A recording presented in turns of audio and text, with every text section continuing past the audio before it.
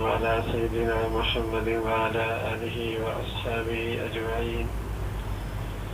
الحمد لله والصلاة والسلام على سيدنا محمد وعلى آله وأصحابه أجمعين. أما بعد فأعوذ بالله من الشيطان الرجيم. بسم الله الرحمن الرحيم. سبحان الله بعبده ليلا من المسجد الحرام إلى المسجد الأقصى الذي باركنا حوله لنريه من آياتنا إنه هو السميع البصير. صدق الله العظيم. اللهم صل على سيدنا محمد النبي الأمي وعلى آله وأصحابه وسلم. اللهم صل على سيدنا محمد النبي الأمي وعلى آله وأصحابه وسلم. میرے معزز مسلمان بزرگ عزیز بھائیوں اور امت المسلمہ کے مقدس معاونینوں، یہ رجب کا مہینہ ہے. جب اس کا آغاز ہوتا تو نبی علیہ الصلوۃ والسلام دعا مانگتے، اللہم بارک لنا فی رجب وشعبان وبلغنا رمضان. اللہم بارک لنا فی رجب وشعبان وبلغنا رمضان. اے اللہ میرے رجب میں برکت دے، میرے شعبان میں برکت دے اور مجھے رمضان عطا فرما.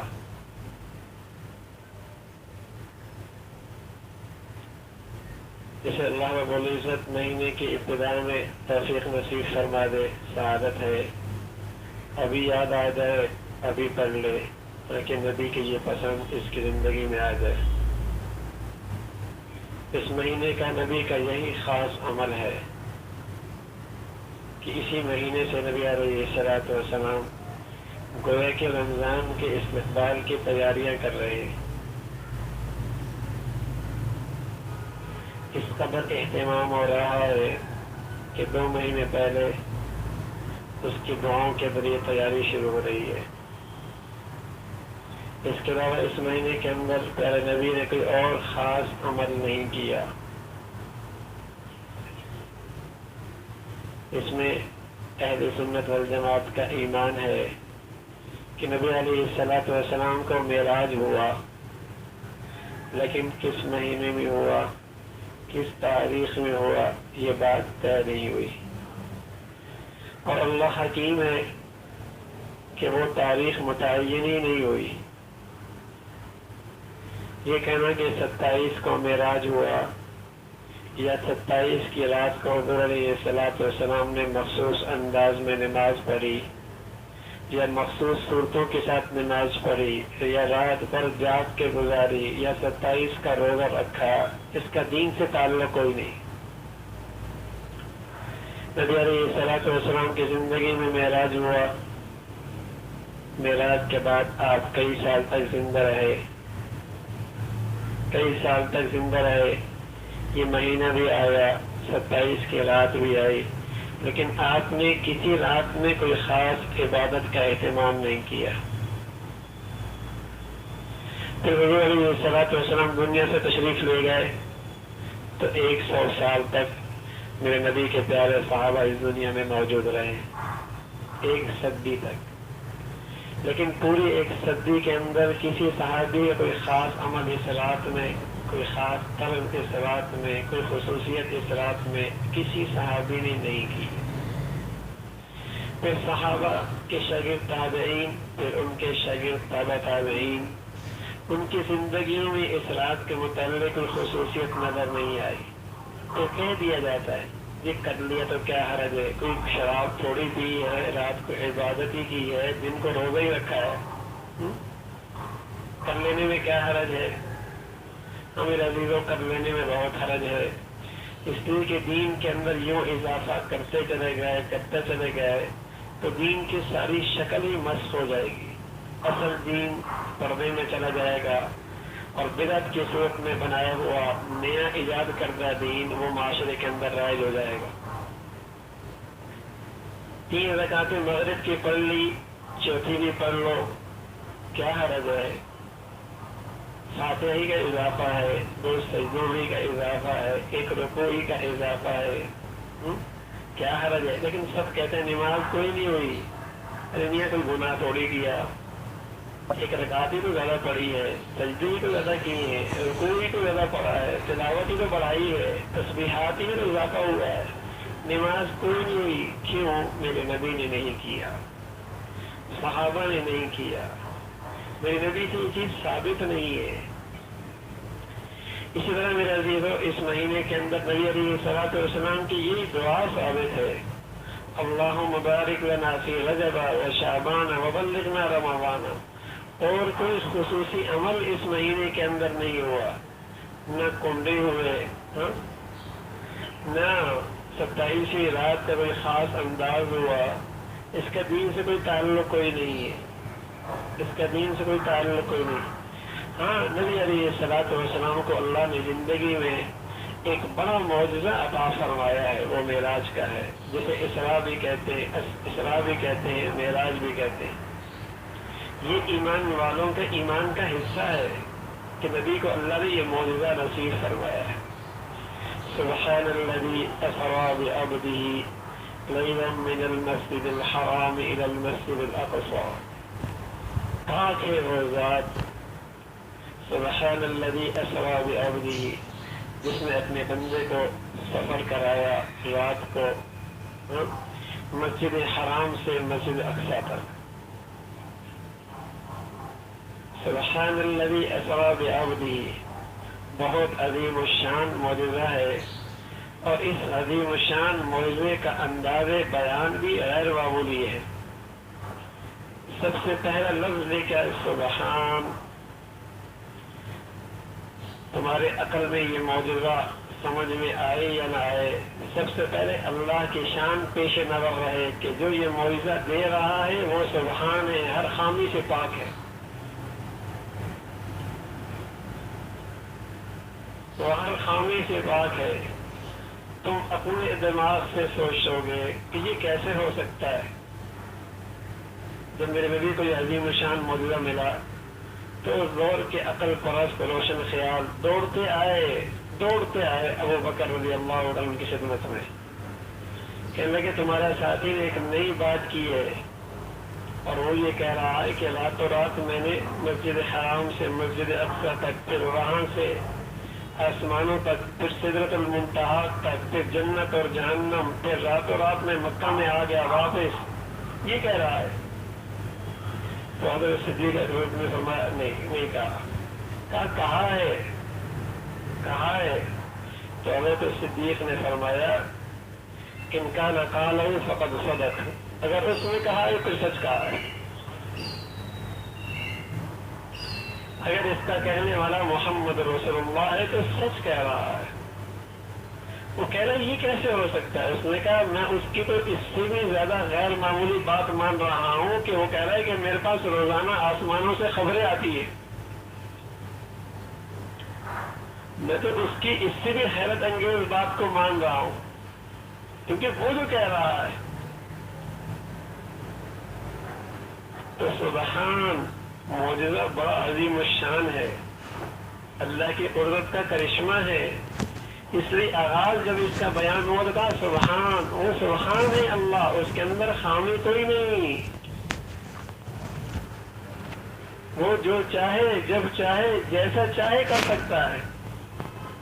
جیسے اللہ رب العزت اپنی عظمت نصیب فرما دے, وہ کبھی معجزات کا انکار نہیں کرتا, اور وہ معجزات کی اتنی خوبصورت تعبیر بتاتا ہے کہ جس میں اللہ کی قدرت نظر آتی ہے.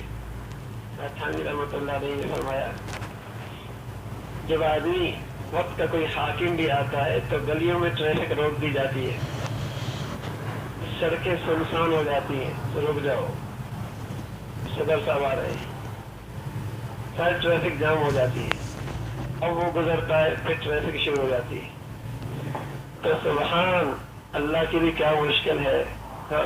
محمد رسول اللہ دو جہانوں کے سردار آج آ رہے ہیں. اللہ نے دنیا کی ساری ٹریفک روک دی, ہواؤں کو بھی روک دیا, فضاؤں کو بھی روک دیا, سورج چاند کو بھی روک دیا. ارے محمد رسول اللہ آ رہے, وقت کی گھڑی کو وہیں روک دیا. اس اللہ کے لیے کیا مشکل ہے. لیکن یہ سوچ ان اللہ والوں ہی کو آ سکتی ہے جنہیں اللہ نے اپنی عظمت نصیب فرمائی ہے اور نبی کی شان کی صحیح حقیقت نصیب فرمائی ہے. سبحان الذی اسری بعبدہ، تو یہ ایک غیر معمولی معجزہ ہے، غیر معمولی معجزہ ہے. سبحان الذی اسری، اس لیے پہلا کلمہ لایا سبحان، وہ پاک ہے. اسری بعبدہ، میرے نبی کی بہت ساری خوبیاں ہیں، بہت ساری خوبیاں ہیں، لیکن نبی کی سب سے بڑی خوبی یہ کہ اس کے اندر بندگی کمال درجے کی ہے. اس لیے اللہ نے جب عظیم شان معجزے کا تذکرہ فرمایا تو نبی کی سب سے بڑی خوبی کا تذکرہ فرمایا. سبحان الذی اسری بعبدہ، عبدیت، عبدیت سب سے بڑی خوبی ہے.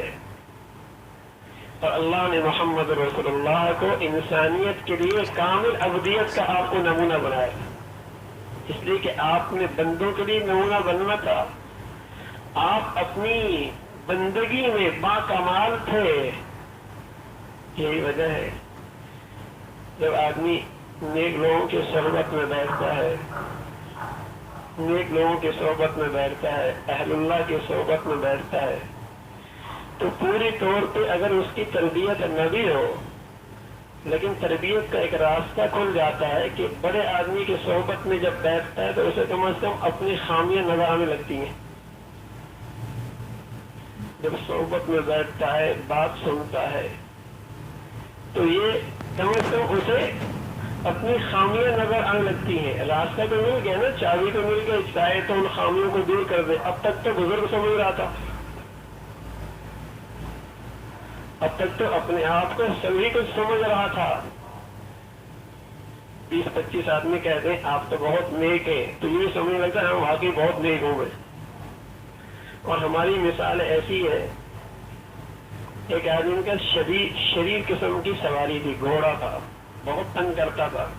اس کے ایک ساتھی نے کہا کہ اس شریر گھوڑے کو بیچ دو. کہا بکتا بھی تو نہیں، تم بھی بچوا دو. کہا چلو بازار. اب جب بازار لے گئے تو اس گھوڑے کی اس نے خوب تعریفیں کی، یہ ایسا اور یہ ایسا اور یہ ایسا اور ایسی دوڑ اور ایسی نسل کا. تو وہ جو کہہ رہا بچوا دو، کہنے لگا اگر اس کے اندر یہ ساری خوبیاں موجود ہیں میں کیوں بیچوں، میرے پاس ہی رہنے دو، اس کو میرے پاس ہی رہنے دو. اس نے کہا میاں تمہاری ساری زندگی کا تجربہ، ان 2 باتوں کی وجہ سے ساری زندگی کا تجربہ ختم. تو ہمارا حال بھی یہ ہے، ہمیں اپنے نفس کی شرارت کا خوب پتہ ہے، یا حسد بھی ہے، کینہ بھی ہے، بغض بھی ہے، لیکن چند لوگ کہتے ہیں نا بڑا نیک آدمی، ہم کہتے ہیں ہم نے بھی نیک آدمی ہوں. یہ بھی سمجھ رہے شرط بزرگ لوگ، اس لیے کہ سبھی جو کہہ رہے ہیں بڑا ہی نیک ہے، حالانکہ زندگی بھر کا تجربہ ہے. نفس بڑا شریر ہے، اس کا کہیں گناہ سے صبر نہیں ہوتا. حسد کینہ بغض کے بوجھ یہاں اٹھا رکھے ہیں، تو فوراً اپنے وہ ساری زندگی کا تجربہ بھول جاتا ہے. تو محمد رسول اللہ بندگی میں باکمال تھے، باکمال تھے. تو اسی طرح جب آدمی اللہ کے نیک بندوں کے پاس بیٹھتا ہے تو چونکہ ان کے اندر بندگی اعلیٰ درجے کی ہوتی ہے، بیٹھنے والا جب دیکھتا ہے تو اسے کم از کم اپنی خامی نظر آتی ہیں. اور صحابہ رضوان اللہ علیہ اجمعین چونکہ کامل بندے کے پاس محمد اللہ کی صحبت اٹھائی تھی، اس لیے صحابہ کبھی بھی اپنی بندگی سے مطمئن نہیں ہوئے. صحابہ کبھی بھی اپنی بندگی سے مطمئن نہیں ہوئے، اس لیے کہ محمد رسول اللہ کامل بندگی کے نمونے تھے. اور صحابہ جب اپنی زندگی نبی کے سانچے میں دیکھتے خامی پاتے، والمستغفرین بالاسحار، سحری کے وقت اپنے اللہ سے معافی مانگتے رہتے، اللہ کوتاہی ہو گئی. آج بدقسمتی میں صحبت نہیں رہی، اچھی صحبت نہیں رہی، اچھی صحبت نہیں رہی. اس لیے جو جہاں ہے وہ سمجھ رہا ہے میں ہی سب کچھ ہوں. نہ بڑوں کی زندگی پڑھنے کی توفیق ملتی ہے، نہ بڑوں کی زندگی سننے کی توفیق ملتی ہے، نہ اچھی صحبت کی توفیق ملتی ہے. اس لیے اپنی ساری خامیاں چھپی رہتی ہیں. تو صحابہ रिज़वानुल्लाह अलैहिम अजमईन चूंकि बंदे के आला दर्जा मोहम्मद रसूलुल्लाह उनके सोहबत में बैठते तो कभी भी मुतमईन नहीं हुए। हज़रत कहने लगे नाफाका हंबला तो मुनाफिक हो गए। हज़रत उमर रज़ियल्लाहु तआला अन्हु हुज़ैफा इब्न यमान को बुलाते हैं मेरे नबी के जाने के बाद। क्या हुज़ैफा और कुछ नहीं पूछता, सिर्फ इतना पूछता हूँ कि नबी ने मदीना के मुनाफिकीन के नाम बताए हैं, कहीं उनमें मेरा नाम तो नहीं है? अल्लाह अकबर। अबू बकर रज़ियल्लाहु तआला अन्हु जिनका ईमान पहाड़ों जैसा, कहने काश के परिंदा होता, उड़ जाता, नामो निशानी मिट जाता। अम्मा आयशा रज़ियल्लाहु तआला आधा इन उम्मत तक इस खातून के वास्ते से नसीब हुआ। ये कहने लगी काश के घास फूस होती, काट दी जाती, खत्म हो जाती। ये क्या कहा कि मोहम्मद रसूलुल्लाह की जिंदगी आंखों के सामने है, जब अपने आप को सांचे में डालते तो खामियां ही खामी नजर आती हैं। तो मेरे अजीजों, क्योंकि हमें अच्छी सोबत नहीं मिलती, इसलिए जुम्मे की नमाज पढ़ने वाला भी दीनदारी पे मुतमईन, ईद की नमाज पढ़ने वाला भी मुतमईन, 4 नमाजें पढ़ने वाला भी मुतमईन, सिर्फ मस्जिद की दीनदारी वाला भी मुतमईन, सिर्फ चंद अखलाक के बोल रखने वाला भी मुतमईन, जो जिस सतह पर दीन की है वो सब मुतमईन है। जो दीन की जिस सतह पर है सब मुतमईन है। कभी अंदर ठेस नहीं उठती, अंदर दर्द नहीं उठता कि मेरे अंदर दीन की हाँ पैसों का दर्द जरूर उठता है। क्यों? इसलिए कि ऐसे पैसों वालों के पास बैठते हैं जो इससे बड़ा मालदार है। ऐसे गाड़ी वाले से मुलाकात होती है जिसकी गाड़ी इससे अच्छी है। ऐसे घर वालों से दोस्ती है जिसके मोहल्लात इससे शानदार है। ऐसे औहदे मनसब वालों से ताल्लुकात है जो इससे ऊंचा है। ऐसी महफिल में शिरकत होती है जिसके सोने जेवरात के हार इससे अच्छे हैं। ऐसी शादियों में शिरकत होती है जहां लिबास इससे बढ़िया है। ऐसी सहेलियों के औरतों का बैठना है जो इससे हुआ खुशहाल है। तो वहां आपको कोई मुतमईन नजर नहीं आएगा, कोई मुतमईन नजर नहीं आएगा, बल्कि अपने आप को गरीब ही समझेगा, फकीर ही समझेगा, अपने आप को उनसे कमतर ही समझेगा। क्यों? इसलिए कि दौलत के लिहाज से ऐसे लोगों की सोबत है दुनिया के लिहाज से जो इससे बड़ी हुई है। इसलिए देखा वो कोई मुसलमान मुतमईन नजर नहीं आता, या मेरे पास है ही क्या।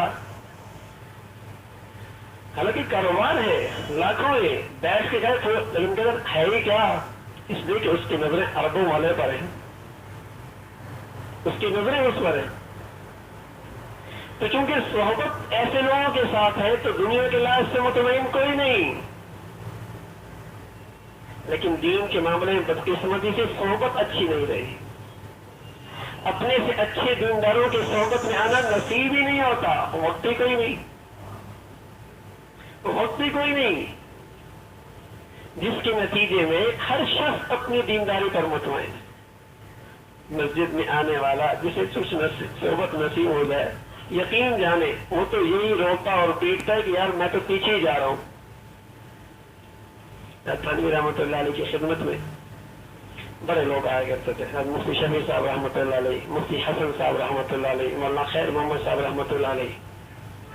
एक मतलब तीनों हजरात हजरत की सोहबत में बैठे, जब मजलिस में आए तो मौलाना खैर मोहम्मद साहब मुफ्ती शफी साहब से कहने लगे, हजरत मैं जब भी हजरत के सोहबत में आता हूँ और लोगों को देखता हूँ तो ख्याल होता है ये सब मुझसे आगे निकल गया, मैं तो पीछे रह गया।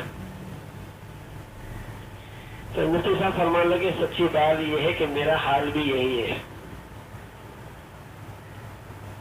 मेरा हाल भी यही है। उन्होंने कहा अच्छा तो मुफ्ती हसन साहब से पूछ लेते। हज़रत मुफ्ती हसन साहब से पूछा, फरमाया भाई सच बताऊं, इसी वजह से मैं भी अंदर ही अंदर बेचैन हूं कि जब भी आता हूं तो देखते हैं जो पीछे आए वो मुझसे आगे बढ़ जाए और मैं वहीं का वहीं खड़ा हूं। इन तीनों हजरात ने मशवरा किया हजरत से पूछ लेते। हजरत की खिदमत में गए तो हजरत ने फरमाया सच्ची बात यह है कि मैं ये कहता हूँ जो मेरे पास आए ये मुझसे आगे निकल गए, जो मेरे पास आए ये मुझसे आगे निकल गए। तो ये वो लोग हैं जिन्होंने अपने से अच्छे दीनदारों को देखा है, جنہوں نے اپنوں سے بڑی دینداری دیکھی ہے اس لیے وہ اپنی دینداری پر مطمئن نہیں، اور بدقسمتی سے آج ہمارے معاشرے کے اندر یہ رواج ختم ہو گیا کہ اپنوں سے اچھوں کی دینداری پڑھ لیں، اپنے سے بڑوں کی دینداری دیکھ لیں، اپنے سے اچھے بڑوں دینداروں کی صحبت اختیار کر لیں، یہ رواج اٹھ گیا۔ پہلے وہی مسلمان ایسا نہیں ہوا کرتا، کیا مرد کیا اور کیا عورت، اسے ہمیشہ اپنے سے اچھی دیندار سے ایک تعلق ہوتا تھا، وہ اس کا مربی ہوتا تھا، وہ اس سے محسن ہوتا تھا، اس سے وہ اپنا مشورہ کرتا تھا۔ تو میں عرض کر رہا ہوں اس کی اتنی برکت ضرور ہوتی، اس کی اتنی برکت ضرور ہوتی کہ وہ اپنی دینداری پر مطمئن نہیں ہوتا، بلکہ اس بڑے دیندار کو دیکھ کر اسے اپنی زندگی کی خامیاں نظر آتی، اسے اپنی زندگی کی خامیاں نظر آتی ہیں۔ محمد رسول اللہ صلی اللہ علیہ وسلم کو اللہ نے بندگی میں کمال نصیب فرمایا۔ سبحان الذی اسری بعبدہ، یہی خوبی ہے عبدیت، یہ اعلیٰ درجے کی خوبی محمد رسول اللہ، اور یہ صفت اللہ کے رسول کو اتنی پسند ہے کہ حضور علیہ الصلوۃ والسلام فرمایا کرتے تھے احب الاسماء الی اللہ، احب الاسماء الی اللہ عبد اللہ و عبد الرحمن۔ اللہ کے دو نام بڑے پسند ہیں، ایک عبداللہ کا، ایک عبد الرحمن کا، اس لیے کہ اس کے شروع میں عبدیت آتی ہے۔ اللہ کے یہ دو نام بڑے پسند ہیں، احب الاسماء الی اللہ عبد اللہ و عبد الرحمن۔ تو آپ علیہ الصلوۃ والسلام کو یہ عظیم الشان معجزہ ملا، اور اللہ نے آپ کو سیر کرائی، آپ مسجد حرام سے بیت المقدس گئے، حضور علیہ الصلوۃ والسلام فرماتے ایک سواری لائی گئی سفید رنگ کی، جو گدھے سے ذرا بڑی تھی اور خچر سے چھوٹی تھی، مجھے اس پہ سوار کیا گیا، اور اس کی رفتار اتنی تیز تھی جہاں اس کی نگاہ پڑتی وہاں اس کا قدم پڑتا۔ بیت المقدس لے جایا گیا، وہاں میں نے نماز پڑھی، پھر آپ علیہ الصلوۃ والسلام نے فرمایا جب میں ایک مرتبہ واپس آ کر میں نے کہا کہ مجھے اللہ نے معراج دی ہے، سیر کرائی ہے، تو مکہ والے کہنے لگے اچھا یہ بتاؤ بیت المقدس کیسی تھی، اس لیے کہ ان کا سفر شام میں ہوتا رہتا تھا۔ حضور علیہ الصلوۃ والسلام فرمانے لگے میں گیا تو صحیح، لیکن یہ میں نے کہاں دیکھا کہ کھڑکیاں کتنی، دروازے کتنے ہیں، یہ تو میں نے نہیں دیکھا، لیکن جیسے ہی انہوں نے سوال کیا میرے اندر سے بے چینی اٹھی، تو جل اللہ علی المسجد الحرام مسجد الاقصی، اسے اسمانے کے میرے اندر بے چینی ہوئی، اللہ رب العزت نے مسجد اقصی اور میرے درمیان کے سارے پردے ہٹا دیے، میں دیکھتا جا رہا ہوں اور انہیں بتاتا جا رہا ہوں کہ اتنے دروازے، اتنی کھڑکی ہیں، یہ ہے یہ ہے۔ اللہ کی قدرت ہے، وہ بادشاہ ہے، وہ قدرت والا ہے، وہ قہار ہے، وہ عزیز ہے، وہ فتاح ہے، وہ قدیر ہے۔ یہ معجزہ اللہ نے دیا ہے، محمد رسول اللہ کو ملا ہے۔ تو حضور علیہ الصلوۃ والسلام نے فرمایا جب میں نماز سے فارغ ہوا تو پھر مجھے آسمانوں پہ لے جایا گیا۔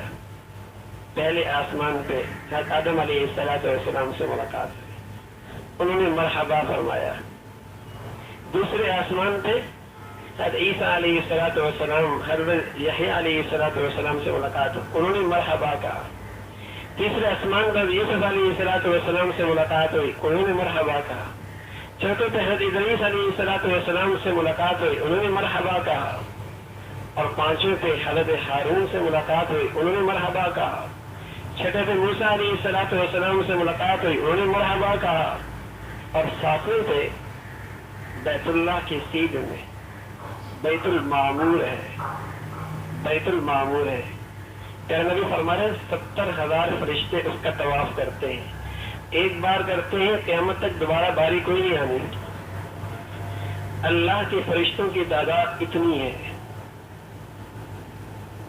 ادھر ابراہیم علیہ الصلوۃ والسلام بیت المعمور کی دیوار کے ساتھ ٹیک لگا کے کھڑے بیٹھے، انہوں نے بھی آپ کو مرحبا کہا.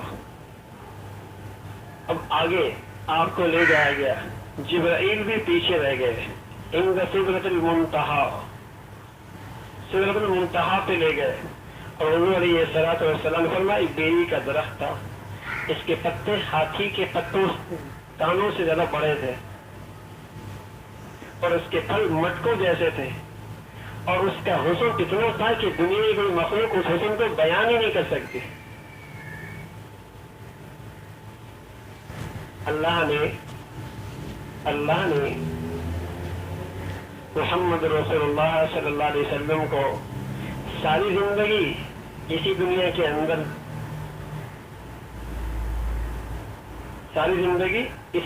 اندر احکام دیے, اور سارے احکامات اسی دھرتی پہ ملے. کبھی وحی آئی براہ راست, اور آپ کے دل کے اندر بات آئی, اور اس کے آثار یہ تھے کہ آپ کے پیشانی پر پسینے کے بال پسینہ آ جایا کرتا تھا. یہ علامت ہوتی ہے کہ وحی کا رابطہ ہو چکا ہے, رابطہ قائم ہو چکا ہے. کبھی جبرائیل امین خود آتے ایک صحابی دہیہ کلبی کی صورت میں, اور آپ کو پیغام دے جایا کرتے تھے. سارے احکامات اسی زمین پر ملے, لیکن ایک حکم ایسا عظیم و شان تھا, اللہ نے آپ کو زمین سے اٹھایا, بیت المقدس پہنچایا, بیت المقدس سے 7 آسمانوں تک اٹھایا, 7 آسمانوں سے اوپر جا کر سدرۃ المنتہا تک بلایا, اور پھر اللہ رب العزت نے وہ ایک خصوصی ہدیہ اور تحفہ اس امت کے لیے دے دیا, اور وہ تحفہ نماز کا ہے.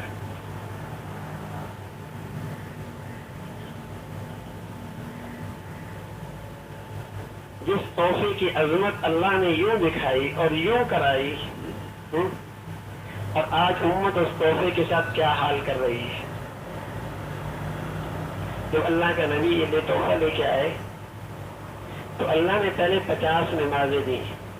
موسیٰ علیہ الصلوۃ والسلام کے پاس آئے, انہوں نے کہا اللہ سے تخفیف کی درخواست کرو. اللہ سے تخفیف کی درخواست کی, کم ہوتی چلی گئی, پھر آئے, پھر کم ہوتی چلی گئی, پھر آئے, پھر کم ہوتی چلی گئی, یہاں تک کہ 5 نمازیں رہ گئی. جب 5 رہ گئی تو موسیٰ علیہ الصلوۃ والسلام نے فرمایا اور کم کرا دو.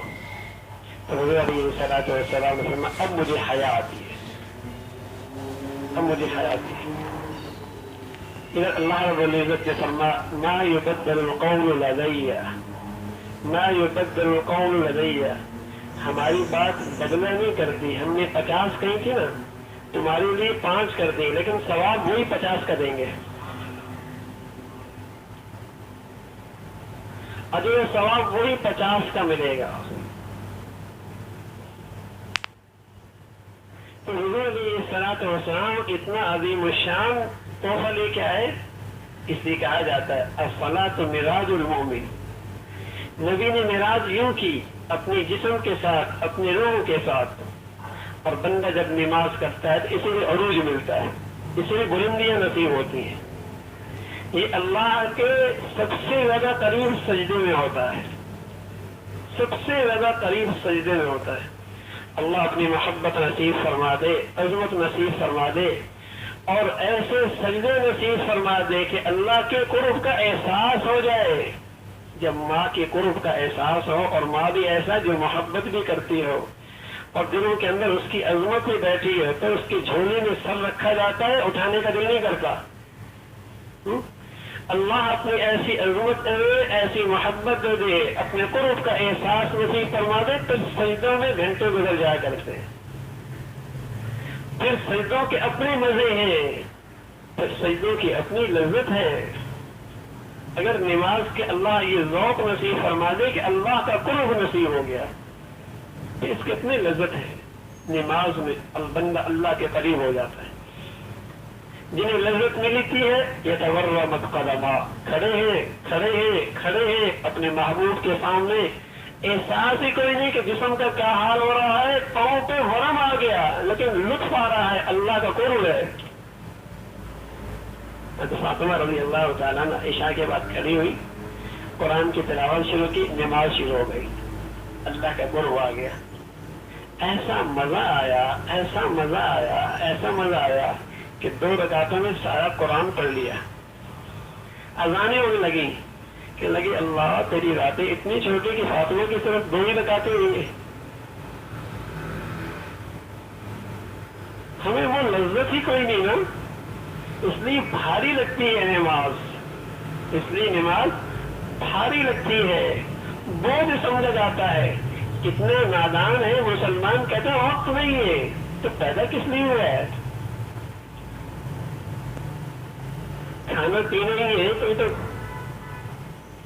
بلیاں بھی کر رہی ہیں، جسے کہیں گے جانور بھی کر رہے ہیں، ہاں، اور جنگل کے ہر مخلوق کھا رہی ہے، پی رہی ہے، بچے پیدا کر رہی ہے، پھر اس انسان کو پیدا کرنے کا کیا مقصد ہے؟ اسے تو اللہ نے اپنی رضا کے لیے پیدا کیا تھا۔ یہ کہنا وقت نہیں ہے، میں پاک نہیں ہوں۔ ارے اس ناپاکی میں اللہ کے پاس جائے گا، اسی حال میں مر گیا تو پاک آدمی کے پاس رحمت کے فرشتے آیا کرتے ہیں، ناپاک آدمی کے پاس تو رحمت کے فرشتے بھاگتے ہیں۔ اس حال میں موت آ گئی تو کون سے فرشتے آئیں گے؟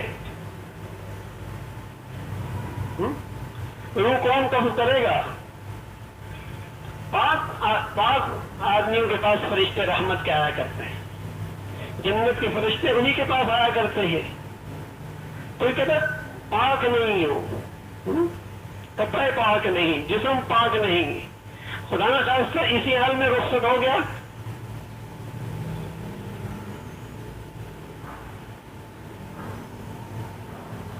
تھانوی رحمۃ اللہ کے شخص تو حضرت نے فرمایا کہ گھر میں کتا ہوگا تو رحمت کے فرشتے نہیں آئیں گے، تو وہ مذاق کرنے لگا۔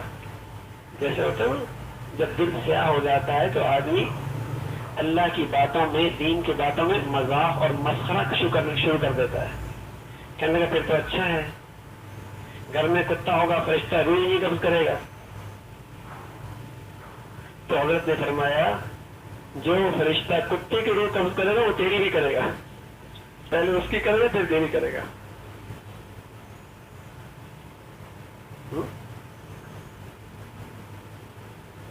تو جسے اللہ رب العزت نے اپنی عبادت کے لیے پیدا فرمایا اور اتنا عظیم الشان معجزہ ملا، آج مسلمانوں کی زندگی میں وہ فریضہ بھی نہیں ہے، وہ فریضہ بھی نہیں ہے۔ یہ کتنے ہیں نمازی، کتنے ہیں نماز پڑھنے والے؟ 10% مشکل سے، 5% مشکل سے۔ یعنی شراب پینے والے کو شرم آتی ہے، لوگ دیکھ رہے ہیں، بے نمازی کو کوئی حیا نہیں آتا کہ لوگ کیا کہیں گے اللہ بلا رہا ہے اور میں نہیں جا رہا، کیونکہ یہ جو گناہ عام ہو گیا ہے، گلی بازار سڑکیں اس گناہ سے بھری ہوئی ہے۔ حالانکہ شراب پینے سے بڑا گناہ ہے نماز کا چھوڑنا۔ ما سلککم فی سقر قالوا لم نکن من المصلین، کیوں پڑے ہو جہنم میں؟ لم نکن من المصلین، نماز نہیں پڑھتے تھے۔ اللہ کا کلام ہے یہ، ما سلککم فی سقر، کیوں پڑے ہو جہنم میں؟ قالوا لم نکن من المصلین، نماز نہیں پڑھتے تھے۔ کوئی باپ بیٹے سے محبت بھی کرتا ہو اور پھر بیٹا آگ کی طرف دوڑ رہا ہو اور پھر آرام سے بیٹھ جائے تو ممکن ہے؟ تو کوئی باپ اپنے بیٹے کا واقعی خیر خواہ ہے، بیٹی کا واقعی خیر خواہ ہے، تو وہ بے نمازی ہے تو آگ کی طرف جا رہے ہیں۔ ایک محبت کرنے والا خیر خواہ باپ تڑپ جائے گا کہ اس اولاد کو جہنم کی آگ سے بچائے گا، اس لیے کہ جہنم کی آگ ہے کہ مٹی سے نہیں بجھتی اور نہ ہی پانی ڈالنے سے بجھتی ہے، یہ اللہ کی جلائی ہوئی آگ ہے۔ تو ما سلککم فی سقر، کیوں پڑے جہنم میں؟ قالوا لم نکن من المصلین، نماز نہیں پڑھتے تھے۔ پھر حضور علیہ الصلوۃ والسلام کو اس راستے میں بہت ساری چیزوں کا مشاہدہ کرایا گیا، بہت ساری چیزوں کا مشاہدہ کرایا گیا اور امت کے لیے سبق دیا، تنبیہ کی گئی۔ کچھ لوگوں کو دیکھا حضور علیہ الصلوۃ والسلام نے ان کے ہونٹوں کو کینچی سے کاٹا جا رہا ہے۔ آپ علیہ الصلوۃ والسلام نے جبرائیل امین سے پوچھا یہ کون لوگ ہیں؟ فرمایا یہ وہ لوگ ہیں جو دوسروں کو نصیحت کرتے ہیں اپنے آپ کو بھول جاتے ہیں، دوسروں کو نصیحت کرتے ہیں اپنے آپ کو بھول جاتے ہیں۔ پھر دیکھا کچھ لوگ اور ہیں جن کے ناخن وہ تانبے کے ہیں اور ان ناخن سے اپنا چہرہ اور اپنی چھاتی کا گوشت اس کو چھیل رہے ہیں. حضور علیہ الصلوۃ والسلام نے فرمایا یہ کون لوگ ہیں؟ فرمایا یہ لوگ ہیں جو لوگوں کی عزت و آبرو خراب کرتے ہیں اور پس پیٹ ان کی غیبت کرتے ہیں. یہ وہ لوگ ہیں. پھر حضور علیہ الصلوۃ والسلام آگے گزرے، کچھ لوگ نظر آئے جن کے پیٹ اتنے بڑے جتنے گھروں کے اندر رہنے کے کمرے ہیں. پوچھا گیا یہ کون؟ اور ان کے اندر سے سانپ ایسے دوڑ رہے ہیں کہ باہر سے بھی نظر آ رہے ہیں. پوچھا گیا یہ کون لوگ ہیں؟ فرمایا یہ وہ لوگ ہیں جو سود پر زندگی گزارتے ہیں. پھر حضور علیہ الصلوۃ والسلام آگے گزرے، کچھ لوگ اور نظر آئے جن کے سر پر پتھر مارے جا رہے ہیں پھر ٹھیک ہو جاتے ہیں، پھر پتھر مارے جا رہے ہیں پھر ٹھیک ہو رہے ہیں. حضور علیہ الصلوۃ والسلام سے نے پوچھا یہ کون لوگ ہیں؟ فرمایا یہ وہ لوگ ہیں جو نماز کے اندر سستی اور کاہلی کرتے ہیں. ایک تو نماز نہ پڑھنا وہ کتنا گناہ، یہ وہ لوگ ہیں جو سستی اور کاہلی کرتے ٹال کے پڑھتے ہیں. تو حضور علیہ الصلوۃ والسلام آگے تشریف لے گئے، کچھ لوگ اور نظر آئے. کیا دیکھتے ہیں کہ بیج ڈالا جاتا ہے فوراً کاشت ہو جاتی ہے، جیسے وہ کٹائی کرتا ہے دوبارہ کاشت ہو جاتی ہے فوراً اسی جگہ پر. تو اس نے پوچھا، حضور علیہ الصلوۃ والسلام نے فرمایا یہ کون لوگ ہیں؟ جبرائیل امین نے کہا یہ اللہ کے راستے کے مجاہد ہیں، یہ اللہ کے راستے کے مجاہد ہے. اللہ رب العزت انہیں ایک بیج کے بدلے میں 700 گنا بڑھا کر اجر دیتا ہے، اور جو کچھ اس دنیا میں لگاتے ہیں اللہ انہیں اسی دنیا کے اندر اس کا بدلہ عطا فرماتا ہے. پھر حضور علیہ الصلوۃ والسلام آگے گئے اور کچھ لوگ اور نظر آئے اور یوں مختلف گناہوں کے اندر مبتلا لوگوں کی اللہ کے رسول صلی اللہ علیہ وسلم کو سزاؤں کا مشاہدہ کرایا گیا تاکہ امت ان گناہوں سے بچ جائے. تو میرے عزیزو، حضور علیہ الصلوۃ والسلام کو اللہ نے معجزہ نصیب فرمایا ہے، اور اس معجزے کے اندر جو اصل معراج کا جو اصل سبق ہے، جو معراج کی رات کا اصل سبق ہے، وہ ایک طرف تو یہ ہے کہ امت اپنے دامن کو ان گناہوں سے پاک کر لے،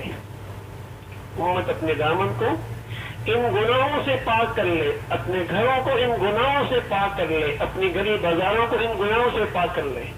اور ہم نے آسان سبق لے لیا، کہ گھروں پہ چلاغا کر دو، گلیوں پہ چلاغا کر دو، حلوے مانڈے پکانا شروع کر دو. یہ سبق لے لیا، حالانکہ اس کا سبق یہ تھا کہ ان گندگیوں سے اپنے گھروں کو پاک کیا جائے، اپنی خوشیوں کو پاک کیا جائے، اپنے بازاروں کو پاک کیا جائے، اپنے جسم کو ان گندگیوں سے پاک کیا جائے. اور پھر سب سے بڑا تحفہ جو اللہ کے رسول صلی اللہ علیہ وسلم لے کے آئے، نماز کا، اس تحفے کی قدر کی جائے. جب اللہ کے رسول صلی اللہ علیہ وسلم اس تحفے کو لے کے آئے تو صحابہ بڑے خوش کہ اللہ سے ملاقات کا بہانہ مل گیا. اللہ سے ملاقات کا بہانہ مل گیا کہ نماز مل گئی. اس لیے مسلمان جب نماز پڑھتے تھے تو جتنی اس کی نمازوں کی خشوع ہوتی تھی، پہچان ہوتی کہ یہ کتنا ایمان والا ہے. ایک مرتبہ اسٹیشن پہ، دہلی کے اسٹیشن پر حضرت خلیل احمد سہارنپوری رحمۃ اللہ علیہ اور آپ کے کچھ متعلقین اسٹیشن پہ نماز پڑھ رہے ہیں. تو ایک پادری قریب آیا، دیکھ رہا ہے نماز کو. جب نماز ختم ہوئی تو ایک مقتدی سے پوچھا کہ یہ آپ کا پیشوا کیا کر رہا تھا؟ کیا یہ اللہ کے سامنے سجدہ کر رہا تھا، اللہ کے لیے نماز پڑھ رہا تھا؟ کیا تم کیا کر رہے تھے؟ کیا ہم بھی نماز پڑھ رہے تھے اللہ کے لیے؟ کیا وہ تو اللہ کے لیے پڑھ رہا تھا لیکن تم کیا کر رہے تھے؟ انہیں غیر بھی پہچانتا تھا کہ جب مسلمان نماز پڑھے پتہ چلتا کہ اللہ کے سامنے کھڑا ہے. ایسی نماز ہوا کرتی، اہتمام ہوا کرتا تھا.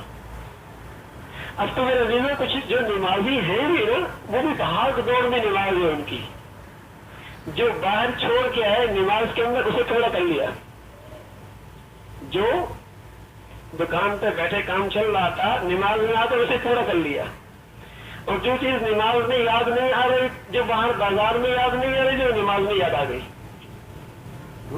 اور ایک ایسی شاندار نماز ہوا کرتی تھی، سبحان اللہ، اتنی بڑھیا نماز ہوا کرتی تھی کہ نماز پڑھی اللہ سے ایسا تعلق ہوا کہ بقیہ دوسری نماز تک اللہ سے تعلق برابر رہا، پھر دوسری نماز آئی پھر تعلق تازہ ہو گیا، پھر درمیان کے اندر اللہ کا تعلق رہا، پھر تیسری نماز آئی اللہ کا تعلق پھر تازہ ہو گیا۔ نماز تو اس لیے تھی کہ مسلمان کے 24 گھنٹے کی اللہ سے تعلق میں رہے، کہ ایک نماز پڑھی اتنا دھیان جمایا، اتنا تعلق بنایا کہ دوسری نماز تک بازار میں بیٹھا ہے، زراعت کر رہا ہے، کاشت کر رہا ہے، بچوں میں ہے، گھر کے اندر ہے، اللہ کا دھیان موجود ہے، اور پھر دوسری نماز آ گئی، پھر وہ اللہ کی یاد اور اللہ کا تعلق پھر تازہ ہو گیا، پھر اس میں توانائی آ گئی۔ یہ نماز تھی۔ قد افلح المؤمنون الذین هم فی صلاتهم خاشعون، ایمان والے کامیاب ہو گئے، ہوں گے نہیں، اللہ تعالیٰ ہو گئے۔ کون؟ الذین هم فی صلاتهم خاشعون، جو اپنی نمازوں میں خشوع کرتے ہیں، خشوع والی نمازیں پڑھتے ہیں۔ تو میرے عزیزوں، معراج کا ایک بڑا تحفہ ہے، اسے اس کی یاد کو بدعت کا ذریعہ نہ بنایا جائے، دین میں اضافے کا ذریعہ نہ بنایا جائے، اس کو رسم کا رنگ نہ دیا جائے، رواج نہ بنایا جائے، بلکہ جو اس سے سبق ملا ہے، جو اس میں تحفہ ملا ہے، اسے اپنی زندگی میں، بازار میں، گھروں میں اسے رواج دیا جائے، اس فریضے کی قدر کی جائے کہ کس شان سے یہ فریضہ نصیب ہوا ہے، یہ اصل چیز ہے۔ حضور علیہ الصلوۃ والسلام کا ارشاد ہے، من ترک الصلاۃ متعمدا فقد کفر۔ اللہ کے نبی نے زنا کرنے والے کو اتنی سخت سزا نہیں بتائی، شراب پینے والے کی اتنی سخت سزا میرے نبی نے نہیں بتائی، جتنی بات فرمائی کہ من ترک الصلاۃ متعمدا فقد کفر، جس نے جان بوجھ کے نماز چھوڑ دی ایسا جیسے کہ دائرہ اسلام سے نکل گیا۔ بخاری کی روایت ہے۔ اگرچہ مسلمان رہتا ہے لیکن نبی کا ارشاد ایسا ہے کہ اتنی سخت بات آپ نے کہیں نہیں فرمائی، لیکن چونکہ میرے عزیزوں جو گناہ بہت عام ہو جاتا ہے اس کی شناخت نکل جاتی ہے، اس کی برائی دلوں سے نکل جاتی ہے۔ ہر دوسرا آدمی بھی نمازی ہے، ہر گھر میں 3-4 آدمی بھی نمازی ہے، ہر دکان پہ 8 آدمی بھی نمازی ہے، ہر فیکٹری بھی نمازیوں سے بھری ہوئی ہے۔ اس لیے نماز پڑھنے والوں کے دل کے اندر بھی نماز کی عظمت وہ کوئی نہیں رہی، اور نماز چھوڑنے والوں کے بارے میں ان کے دل کے اندر کوئی احساس بھی نہیں رہا، سب چھوڑ رہے۔ یعنی ہمارے یہاں کوئی بیمار ہوتا ہے نا تو اس کی خیر خواہی یہ سمجھی جاتی ہے کہ اسے ٹی وی لگا دو، آرام سے مصروف رہے، نماز نہیں، تکلیف ہوگی اسے۔ یعنی اب عقل پہ ماتم کرنا چاہیے، لوگوں کی سمجھ میں ماتم کرنا چاہیے کہ گناہ کرا لو، مرتے مرتے بھی، جاتے جاتے بھی یہ گناہ کر کے جائے، اب یہ فریضہ چھوڑ کے جائے۔ اللہ کے بندو، اللہ کے پاس جا رہا ہے، بیمار ہے، اسے اللہ کی طرف متوجہ کرو۔ شریعت کی سہولت دی ہے، نہیں پانی استعمال کر سکتا تیمم کر لے، نہیں کھڑا ہو سکتا بیٹھ جائے، نہیں بیٹھ سکتا اشارے سے پڑھ لے، نماز سے پڑھے۔ کتنی سہولیات دی ہے، لیکن بیمار کی خیر خواہی سمجھ کیا تھی؟ اسے نماز کے لیے نہ کہو، اسے گندگی لگا دو تاکہ دیکھتا ہے مصروف رہے گا۔ یعنی گناہ کرتے کرتے دنیا سے جائے، یعنی عقل پہ ماتم کرنا چاہیے۔ اور یہ کتنا ظلم ہے اس مریض کے ساتھ۔ تو میرے عزیزو، یہ نماز ایک ایسا فریضہ ہے جسے اللہ نے قرآن میں ایمان سے تعبیر کیا ہے۔